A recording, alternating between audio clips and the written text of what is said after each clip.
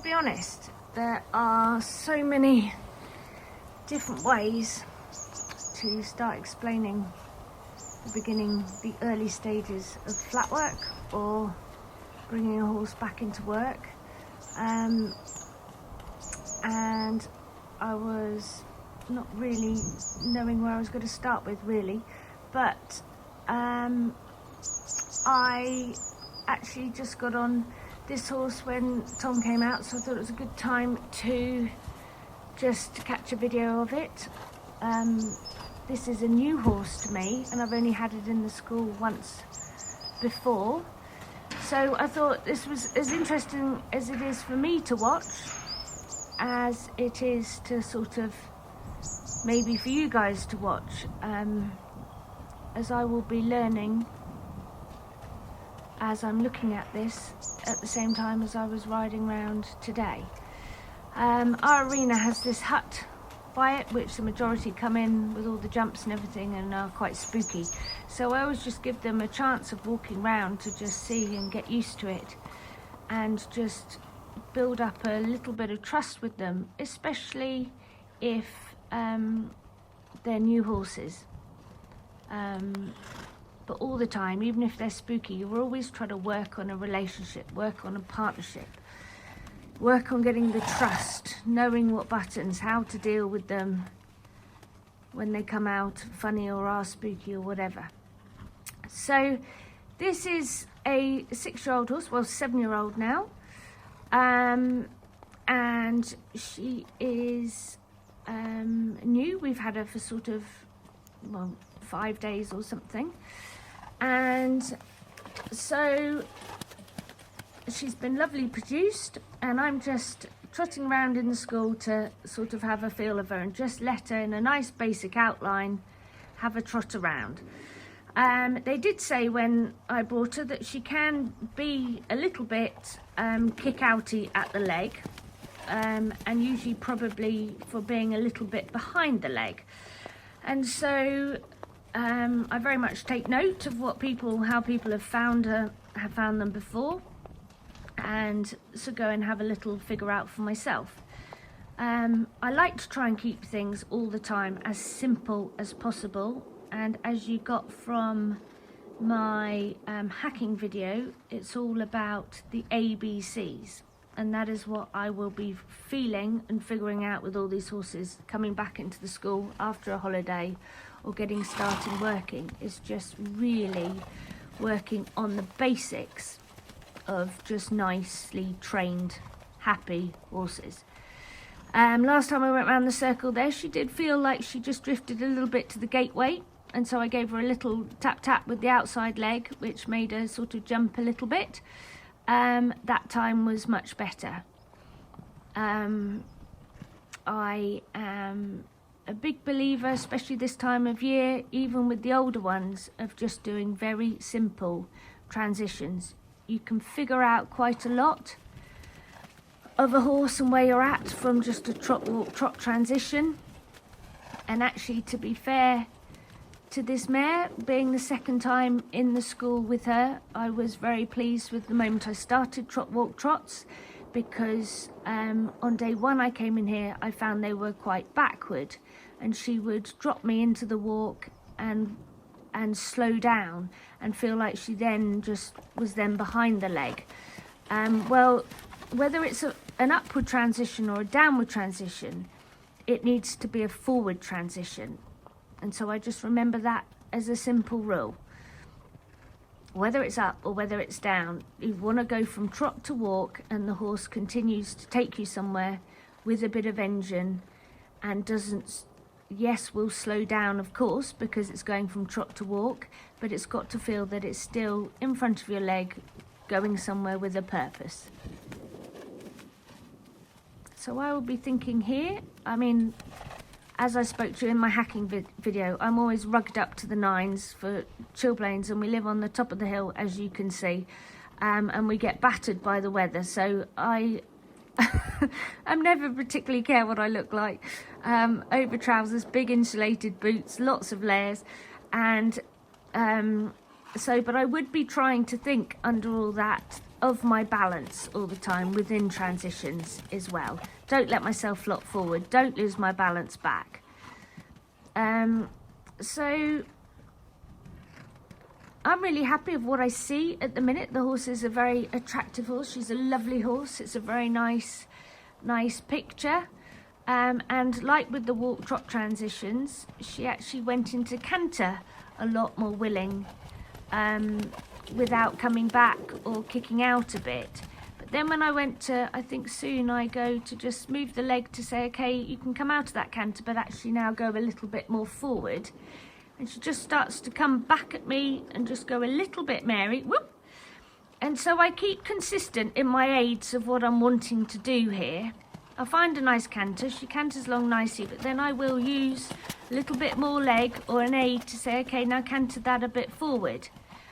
And not a lot happens, so I use a little bit more leg, and then she can just get a little bit feisty, a little bit Mary will then start to feel like she is going to kick out. So this is where I just need to find my feet with her. That's it. Good girl. And it's very clear, it's very simple. It's black or white. It's a leg there. Woof, woof. I was thinking, uh-oh, I have potential to be bucked off. As Thomas always says to me on a regular basis, I fall off if they fart or they cough. Anyway, quite easily. So I was thinking, oh God, here we go. I'm going to do a perler on the camera, which is quite funny. So I'm not in any way getting cross or getting at all emotional. I'm figuring this out and trying to work with her to think, do you know what, I just want the canter to move forward. She feels like she's a little bit stuck just in that very nice canter, but the moment I put leg to say, okay, just travel a bit, go somewhere, because it just feels like it's just on the spot, she drew herself back at me and came against the leg. So I'm just quietly now just going forward and back in a nice way, not too drastic, not really too forward, not really too back, but just so there is good girl. And the moment she responds to the leg in a right aim, I'm very in the right way. I'm very clear with my aids, whether it's with my voice or with a positive pat, that she can try and get the idea that that's what I want. And a kick is to try and inspire her, motivate her, not to feel like it's a telling off. So she's got to understand when it is pressure, a little bit more pressure, it's for a reason to increase speed or be more active off the leg, but very much know that it is to create engine, create energy, rather than me just getting after her. So it's a very important stage of our relationship that I'm actually trying to really work with her to get her to understand each other's aids. Every time we get a different horse or ride a different horse, we are always learning something new. No two horses are the same, really, and so we've got to be aware of what works for them, whether we need to adapt something, good girl, or just work with them, but keep them confident and believing that they really want to work with you as well. Good girl. So then I come back to the trot and I'm doing exactly the same thing in trot as I was doing in canter, but really try to get to believe in the aid and accept it and feel happy and be ears pricked when I put that pressure on to say, okay, go forward, rather than have the backward thought. And if she has a backward thought when I do it, then I put a little bit more leg on, good girl, and give her a bit more of a kick.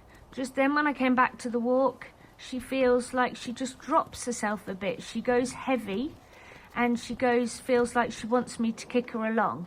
So I use a bit of heel, a bit of a sharper heel, and then I'll keep taking the leg away because I don't want to grip her and be kicking harder and harder and harder to try and keep her in front of the leg.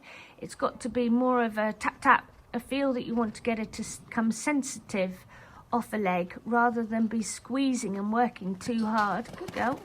That's right. Something behind that makes a jump. This time of year, I'm pretty keen on not wearing spurs for the start of the season. I always just really like, as I keep saying, going back to basics. I love working a horse from, you know, just really trying to get the feel of from leg to hand, keeping it as simple as possible, and really try to just figure it out, but really sort of getting into them. I feel like I don't have to be too tactful with a leg. I can just have it there and be able to ride them normally, but give a kick if I want to, and not be feeling that I don't want to use the spur too much yet. That will become when I'm then start to fine tune a little bit more. I like working this time of year and coming back into the school for the first, good girl, that was a nice transition. I like coming back into the school for the first times in a jump saddle. I very rarely get a dressage saddle, to be honest, before end of January, February, usually when Mr. Woodhead comes and gives us a day's dressage lessons. I'll have a practice in them just before, of which I know then I'm about to get yelled at that my reins are always too long and I stick my left elbow out and my left wrist is wrong and all the rest of it, but I will leave that till February. At the moment it's just, you know, we're bundling along. I'm not putting too much pressure on myself. Good girl. Good girl. So that was just a bit of leg there. It's just very clear, a bit of leg to the rein. And I don't want to stop her. She, to be honest, good girl, she would like to be pulled up to say, okay, stop, I'll take the pressure off. But then she's won. Well, what I want to do is keep putting the leg on her to say that was an aid to say just go forward, but also keep thinking I've got to really educate the rein. So I'm kicking her forward, but once she's going forward, then I can close the hand a bit for her to realise I'm trying to ride her forward into a contact. The important thing is to get the forwardness first, and then I'll feel the rein to try and encourage her to get the confidence in it to think it's forward into the bit. But first things first is off the leg to forward. I was very pleased with how she took that lesson and how quickly she came with the canter of asking her to go forward. Good girl. So then I think she hopped into canter, yeah. And nothing needs to be a big deal. I will keep saying it, but the trust issue and figuring out buttons and getting a partnership together is a massive thing. There is no point, you know, feeling emotional. Good girl, I think that was a canter transition, well done. Getting emotional, getting cross just because something doesn't go right. You've got a long time now before the start of the season, and it's time to really just, you know, work on our aids, work on them understanding what we want from them, and just being, you know, giving them a good bit of thought, a good bit of time without getting worked up that wasn't good enough. If it wasn't good enough, just go and do it again. Not good enough, go and do it again. It doesn't matter how many times you do it. You can go and do it 20 times just so you feel that was the aid. Good girl. And there, you know, a big praise. I really wanted to enjoy her work, be happy with me. And, you know, I just asked her to move forward and she went very forward with her ears pricked. It's only very subtle transitions, but it's getting the feel that I want from her is the important thing. That's it. And now I do collect her a little bit, because in front of the leg doesn't always mean speed. I just want her to feel that when I use the leg, she goes away from it. But collection can also mean, you know, you've still got to get a horse in front of the leg to collect it and have it coming back slower. So if you've got a stuffy horse that doesn't like, you know, being in front of the leg, don't just end up galloping it everywhere, because they're going to be sucking back on you half the time as well if you just keep thinking faster.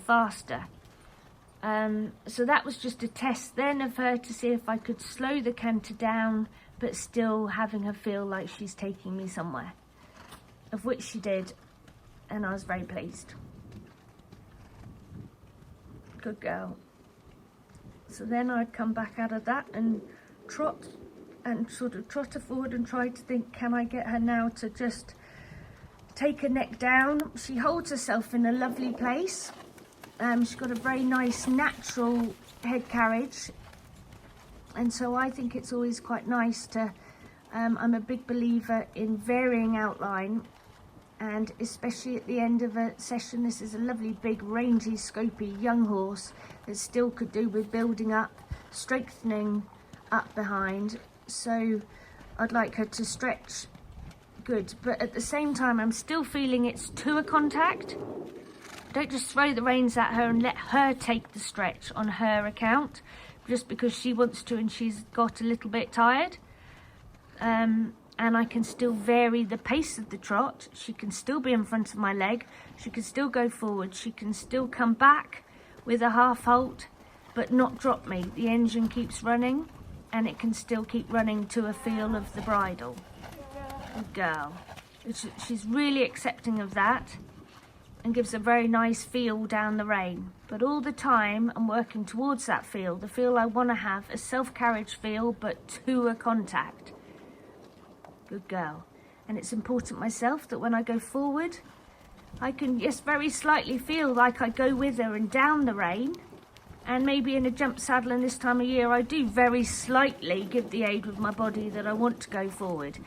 And then when I want to collect, I think sit tall in my top half, long in my bottom half to try, good girl, good transition, to try and encourage, you know, through your body language as well, that you can get horses to help go forward, come back.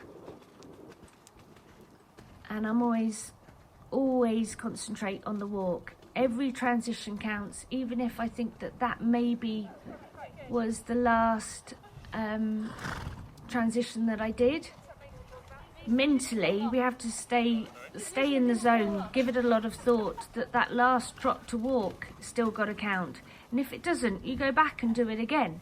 It's the same with jumping rounds, with anything that I do, that I finish and I never just pull up the reins and, oh, that'll do. Keep a bit of thought into it, keep the feel. That last trot walk transition, whoop, good girl, has still got to count. I think that will probably do her. That was a lesson, that was our first lesson together. I was really pleased how she took it. I think she's a lovely horse, she's very exciting. So, yes, but I would probably, with her, go out into the school again tomorrow and just do exactly the same thing, because that's a real lesson for her of teaching a very simple thing. When I put the leg on to go forward within the paces, she accepts it, rather than the leg going on and her feeling like she comes back, her ears come back, her body language comes back, and she nearly slows up and comes into me. That is one of the very first ABC lessons of our first time in the school. So tomorrow I will take her out there and do exactly the same thing. It might only be just for 5-10 minutes. You know, they're young, they're learning, but it's clear, it's simple, and hopefully she'll understand that lesson.